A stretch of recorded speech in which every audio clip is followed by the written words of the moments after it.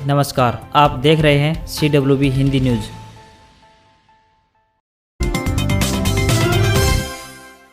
हरियाणा के सभी महाविद्यालय व विश्वविद्यालयों में तुरंत प्रभाव से 100% शैक्षणिक व गैर शैक्षणिक को उपस्थित रहने के निर्देश जारी कर दिए हैं, जबकि विद्यार्थियों के लिए आगामी आदेशों तक उक्त संस्थान बंद रहेंगे। यह जानकारी देते हुए उच्चतर शिक्षा विभाग के प्रवक्ता ने बताया कि इस बारे में विभाग के प्रधान सचिव द्वारा सभी विश्वविद्यालयों के कुलपतियों तथा महाविद्यालयों के प्राचार्यों को निर्देश जारी कर दिए गए हैं।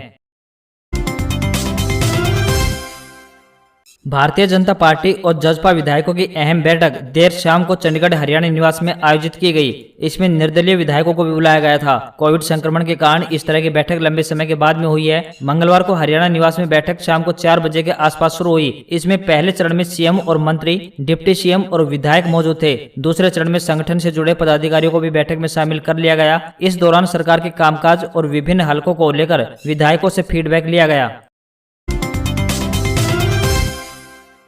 मुख्यमंत्री मनोहर लाल ने उनके निवास पर मिलने आए किसान संगठनों के प्रतिनिधियों से बातचीत करते हुए कहा कि कृषि कानूनों के बारे में तथ्यात्मक जानकारी रखने वाले 30 से 40 किसानों का एक समूह गठित किया जाना चाहिए, जो गांव-गांव जाकर अन्य किसानों को कृषि कानूनों के फायदे और उनकी बारीकियों से अवगत करवा सके। उन्होंने कहा कि कृषि कानूनों के विरुद्ध आंदोलन करने के बजाय किसानों को इन कानूनों के लाभों के बारे में अच्छी तरह से जानकारी होनी चाहिए, ताकि जो लोग गलत सूचना फैलाकर किसानों को गुमराह करने की कोशिश कर रहे हैं, वे अपने निहित स्वार्थों को पूरा करने में कामयाब न हो सके। मुख्यमंत्री ने सुझाव देते हुए कहा कि यदि आवश्यक हो तो इन कृषि कानूनों के बारे में पर्याप्त जानकारी देने के लिए किसानों को प्रशिक्षण दिया जाना चाहिए, तभी वे अन्य किसानों को इन कृषि कानूनों के बारे में जागरूक कर सकेंगे।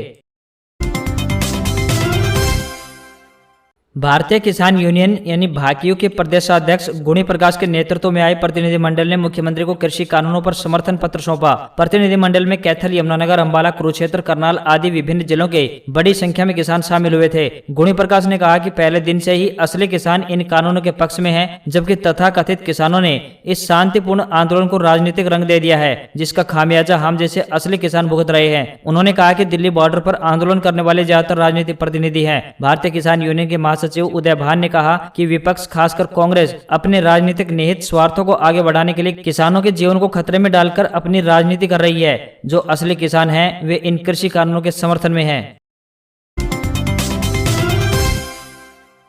हरियाणा के परिवहन मंत्री मूलचंद शर्मा ने कहा है कि ऑनलाइन ट्रांसफर प्रक्रिया से सिस्टम में पारदर्शिता आई है और इससे कर्मचारियों में भी संतुष्टि बढ़ी है। पहले कर्मचारियों को तबादलों के लिए चंडीगढ़ के चक्कर लगाने पड़ते थे, वहीं अब इस प्रक्रिया से कर्मचारी घर बैठे तबादलों के लिए अपना विकल्प दे सकते हैं। मूलचंद शर्मा यहां हरियाणा रोडवेज में सब इंस्पेक्टर के ऑनलाइन ट्रांसफर ड्राइव के शुभारंभ के मौके पर बोल रहे थे। हरियाणा के मुख्यमंत्री मनोहर लाल का डीजीपी हरियाणा को लेकर कहना है कि अपनी इच्छा से जाना चाहे तो ठीक है, अगर डीजीपी अपनी इच्छा से जाना चाहते हैं तो उनके आवेदन पर विचार किया जाएगा। सीएम ने कहा है कि जल्द एक पैनल डीजीपी के लिए तैयार कर लिया जाएगा और पूरी प्रक्रिया को पूरा कर लिया जाएगा। हरियाणा के गृह एवं सेहत मंत्री अनिल विज ने पूरे मामले में पूछे जाने पर कहा कि हरियाणा के डीजीपी मनोज यादव को लेकर हमने पहले ही 2 साल का वक्त पूरा हो जाने की बात कही थी, जिसके बाद में नए नामों का पैनल जाना चाहिए था। अब खुद डीजीपी ने अपने पत्र में यह बात स्वीकार कर ली है। विज ने कहा है कि वे खुद ही जाना चाहते हैं तो प्रक्रिया जारी कर दी जाएगी। नए नामों का पैनल बनाने के लिए पहले से ही अफसरों को निर्देश जारी कर दिए गए हैं। बता दें कि डीजीपी मनोज यादव ने हरियाणा सरकार के गृह विभाग को एक पत्र लिखा है। इस पत्र में उन्होंने कहा है कि हरियाणा कैडर छोड़कर वापस इंटेलिजेंस ब्यूरो में जाना चाहते हैं। हरियाणा के खनन एवं भू विज्ञान मंत्री मूलचंद शर्मा ने अवैध खनन में लगे वाहनों को सीज करके उनके मालिकों पर एफआईआर दर्ज करने के निर्देश दिए हैं। उन्होंने अधिकारियों को सीजर के ऑर्डर भी जल्द से जल्द पास करवाने को कहा है। मूलचंद शर्मा ने यह बात खनन एवं भू विज्ञान तथा पुलिस विभाग के अधिकारियों के साथ समीक्षा बैठक की अध्यक्षता करते हुए कही। उन्होंने अधिकारियों को कर्मचारियों की भर्ती प्रक्रिया में भी तेजी लाने के निर्देश दिए हैं, ताकि विभाग की कार्यप्रणाली को सुचारू बनाया जा सके। गुरुग्राम से जयपुर, अलवर और कटरा के लिए रोडवेज बस सेवा शुरू। कोरोना संक्रमण का प्रसार कम होते ही रोडवेज विभाग ने चरणबद्ध तरीके से लंबी दूरी के कुछ चुनिंदा रूटों पर बस सेवा फिर से बहाल कर दी है। लंबी दूरी की ये बस सेवाएं कोरोना महामारी की दूसरी लहर के समय लगे लॉकडाउन के चलते करीब 1.5 महीने से बंद थी। विभाग द्वारा अभी राजस्थान प्रदेश में जाने वाली बसों के जयपुर व अलवर रूट को फिर से शुरू कर दिया गया है। अभी गुरुग्राम से जयपुर रूट पर 3 व गुरुग्राम से अलवर रूट पर 1 बस शुरू की गई है। ये सभी बसें गुरुग्राम बस अड्डे से सुबह प्रस्थान करती है। गुरुग्राम से कटरा के रूट पर भी अभी रोजाना दोपहर 12 बजे एक बस का ही संचालन किया जा रहा है। जम्मू कश्मीर में बसों के प्रवेश की अनुमति न मिलने के कारण अभी यह सेवा गुरुग्राम से लखनपुर बॉर्डर तक ही चलाई जा रही है। कटरा जाने वाले यात्री लखनपुर बॉर्डर से दूसरी बस सेवा लेकर अपनी यात्रा पूरी कर सकते हैं। महाप्रबंधक ने बताया कि गुरुग्राम से चंडीगढ़ के रूट पर भी अभी रोजाना 10 साधारण बसों का संचालन किया जा रहा है। हरियाणा में 45 नगर परिषद व नगर पालिकाओं के चुनाव से पहले अध्यक्ष पद के आरक्षण के लिए ड्रा निकाले गए। इनमें अनुसूचित जाति वर्ग के लिए 9 सीटें हैं, जिनमें 3 महिलाओं के लिए आरक्षित हैं। पिछड़ा वर्ग की 4 सीटों में से 2 महिलाओं के लिए आरक्षित की गई हैं, जबकि सामान्य वर्ग की 10 सीटें महिलाओं के लिए आरक्षित रहेंगी। चुने गए अनुसूचित जाति यानी एससी श्रेणी से पलवल में पुरुष उम्मीदवार, सोना में महिला, सिरसा में पुरुष, फतेहाबाद में पुरुष, चिक्का में महिला उम्मीदवार, ऐलनाबाद में पुरुष, राजौद में पुरुष, महम में महिला और असंध में पुरुष उम्मीदवार होगा। ऐसे ही पिछड़ा वर्ग यानी बीसी श्रेणी से बहादुरगढ़ में महिला उम्मीदवार, झज्जर में पुरुष, नांगल चौधरी में महिला और बावल में पुरुष उम्मीदवार होगा। महिला यानी सामान्य वर्ग की बात करें तो नारनौल, नरवाना, कैथल, जींद, थानेसर, भिवानी, रतिया, कालावाली, नारायणगढ़ और सफेदों में सामान्य श्रेणी की महिला उम्मीदवार होंगी। अन्य सामान्य वर्ग श्रेणी में चरखी दादरी, हांसी, बरवाला, टोहाना, भूना, उचाना, मंडी डबवाली, होडल, कन्नौर, रानिया, गोहाना, महेंद्रगढ़, समालका, तरावड़ी, नीसिंग, घरौंडा, पेवा, शाहबाद, लाडवा, नूह, फिरोजपुर, जिरका और पुनाहना शामिल हैं।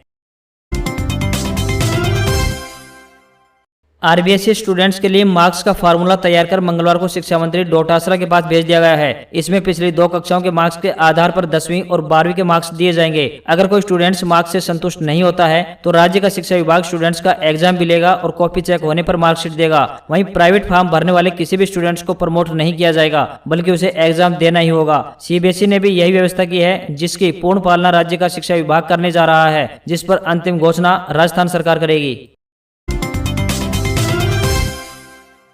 कोरोना के कम होते मामलों के बीच विशेषज्ञों का मानना है कि डेल्टा प्लस वेरिएंट देश में कोरोना के तीसरी लहर का कारण बन सकता है। हेल्थ सेक्रेटरी राजेश भूषण ने बुधवार को कहा कि यह वेरिएंट दुनिया के 9 देशों में है। भारत में अब तक डेल्टा प्लस वेरिएंट के 22 मामले सामने आ चुके हैं। इनमें सबसे ज्यादा केस 16 महाराष्ट्र के रत्नागिरी और जलगांव से हैं। बाकी के केस मध्य प्रदेश और केरल से हैं। हेल्थ मिनिस्ट्री के मुताबिक निष्कर्षों के आधार पर महाराष्ट्र, केरल और मध्य प्रदेश को इस वेरिएंट से सतर्क रहने की सलाह दी गई है। हालांकि स्वास्थ्य मंत्रालय ने कहा है कि इससे बहुत ज्यादा चिंतित होने की जरूरत नहीं है।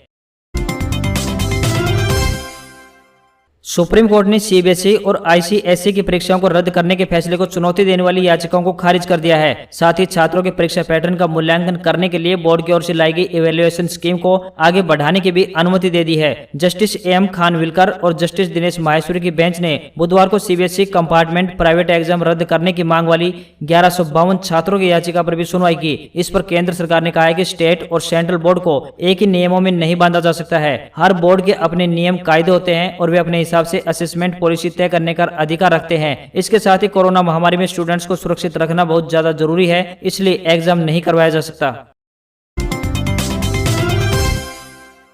जम्मू कश्मीर में फारूक अब्दुल्ला के घर मंगलवार को हुई गुपकार गठबंधन की बैठक के बाद पीडीपी चीफ महबूबा मुफ्ती ने बड़ा बयान दिया है। उन्होंने कहा, बीते दिन सरकार तालिबान से बात कर रही थी। जब तालिबान से बात हो सकती है तो पाकिस्तान से क्यों नहीं? उन्हें आवाम के लिए जम्मू कश्मीर के नेताओं से भी बात करनी चाहिए। इससे पहले नेशनल कॉन्फ्रेंस यानी एनसी चीफ फारूक अब्दुल्ला ने कहा, जिन्हें भी पीएम की तरफ से न्योता भेजा गया है वे सभी 24 जून को मीटिंग में जाएंगे और गृह मंत्री से भी मुलाकात करेंगे। बैठक में 6 दलों के नेता शामिल हुए, जिसकी अगुवाई फारूक अब्दुल्ला की पार्टी नेशनल कॉन्फ्रेंस यानी एनसी और महबूबा मुफ्ती की पीपुल्स डेमोक्रेटिक पार्टी यानी पीडीपी ने की। बैठक फारूक अब्दुल्ला के घर पर हुई थी। प्रधानमंत्री मोदी की 24 जून को होने वाली बैठक में जम्मू कश्मीर में चल रहे राजनीतिक गतिरोध के अलावा केंद्र शासित प्रदेश को पूर्ण राज्य का दर्जा देने संबंधी विषयों पर चर्चा हो सकती है। बैठक में जम्मू कश्मीर में होने वाले विधानसभा चुनाव पर भी चर्चा की उम्मीद जताई जा रही है। सरकारी तेल company Bharat petroleum corporation limited यानी बीपीसीएल ने हरियाणा के लोगों के लिए डीजल की डोर स्टेप डिलीवरी शुरू की है। इस सुविधा के बाद हरियाणा के लोग घर बैठे डीजल की डिलीवरी ले सकते हैं। बीपीसीएल ने हरियाणा में यह सेवा हमसफर के साथ शुरू की है। यह एक app based door step diesel delivery सेवाएं देने वाला स्टार्टअप है। कंपनी की ओर से जारी बयान में कहा गया है कि इस सेवा के तहत 20 लीटर का कैन में डीजल की बिक्री की जाएगी, यानी ग्राहकों को कम से कम 20 लीटर डीजल खरीदना होगा। बीपीसीएल के सेल्स ऑफिसर मयंक सिंह का कहना है कि इस डोर स्टेप सेवा से हरियाणा के इंडस्ट्रियल टाउन के साथ साथ छोटी हाउसिंग सोसाइटीज, मॉल्स, अस्पताल, बैंक, कंस्ट्रक्शन साइट, किसान, मोबाइल टावर, एजुकेशन इंस्टीट्यूट के साथ साथ छोटी इंडस्ट्री को लाभ मिलेगा। फिर महंगी होंगी हीरो की बाइक। मारुति के बाद हीरो मोटोकॉर्प ने भी कीमतें बढ़ाने का फैसला लिया है। हीरो मोटोकॉर्प जुलाई से 3,000 रुपए की कीमतें बढ़ाएगी। इसके पहले कंपनी ने अप्रैल में भी कीमतें बढ़ाई थी। वहीं कंपनी ने 2 व्हीलर को जब BS6 इंजन से रिप्लेस किया था तब भी कीमतें बढ़ाई गई थी। एक दिन पहले ही मारुति ने भी अपनी कार की कीमतें बढ़ाने का ऐलान कर चुकी है। दरअसल गाड़ी बनाने में इस्तेमाल होने वाले कच्चे माल की कीमतें लगातार बढ़ रही है। इसका सीधा असर गाड़ी की लागत पर हो रहा है। ऐसे में कंपनियां इस लागत को अब ग्राहकों की जेब पर डाल रही हैं।